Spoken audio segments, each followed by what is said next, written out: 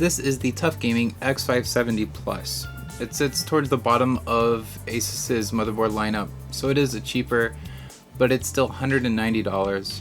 I'm a bit mixed about this board, so I'm just going to tell you the things I like and the things I don't really like about this board.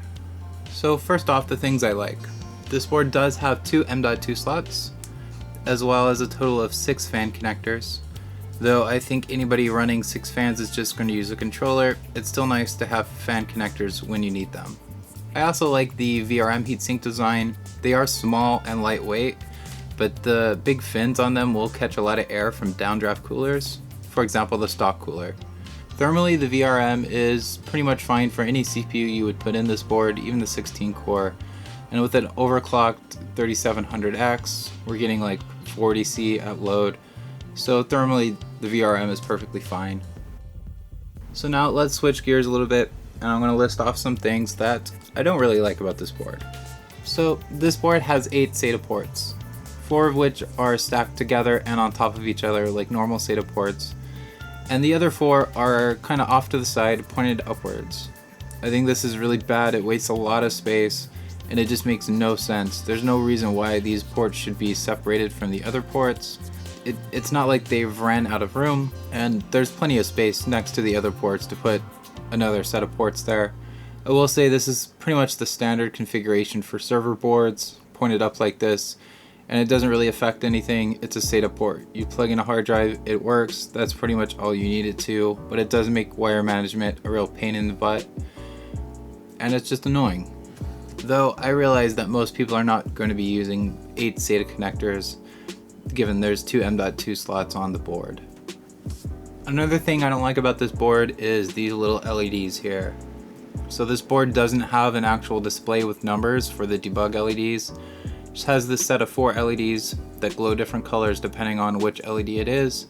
And overclocking the memory, I really wish I would have had a actual readout for the numbers of this error or that error. And this is not very helpful when you're actually overclocking. But when the board is being used and in a case, the debug screen doesn't really matter all that much.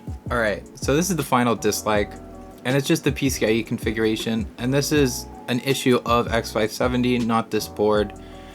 So this board, like a lot of other lower end boards, has one 16X slot, one 4X slot, and 3 1X slots, and that's fine, but as someone that actually uses PCIe devices, I want bigger slots. And I realize most people are just going to put a video card in the top slot and then that's pretty much it. And the cost of implementing PCIe 4.0 would kind of make these boards too expensive, especially considering this is a $200 motherboard. If we had all 8X slots, this would drive the motherboard's price way up there with the super high-end boards.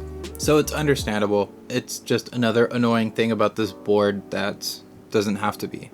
So let's go over memory overclocking. So if we go to ASUS's page here, look up the memory QVL, we can see the top memory spec is like 4400 at CL19, and that's an XMP profile, so that's not some theoretical speed overclocked by someone in the lab somewhere. So using some B-die sticks, I got up to 3600 CL14 and some pretty tight timings.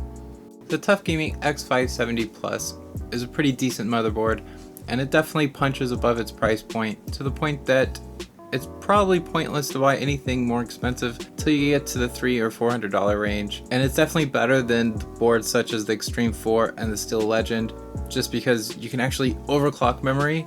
It's not like an issue. It won't just stare at you and not boot. And the board does have a Wi-Fi model. It's about $10 to $20 more expensive. I was having a really hard time finding it online. And really the only reason this board wouldn't be for most people is if they were looking for like an ITX build or really wanted a specific motherboard like the Crosshairs or the MSI Ace or the Godlike, something very specific that they want. This is really just a great board for pretty much any build. I hope this video has been helpful and serves as a overview for anyone looking to get this board. Thank you for watching, and until the next video, bye.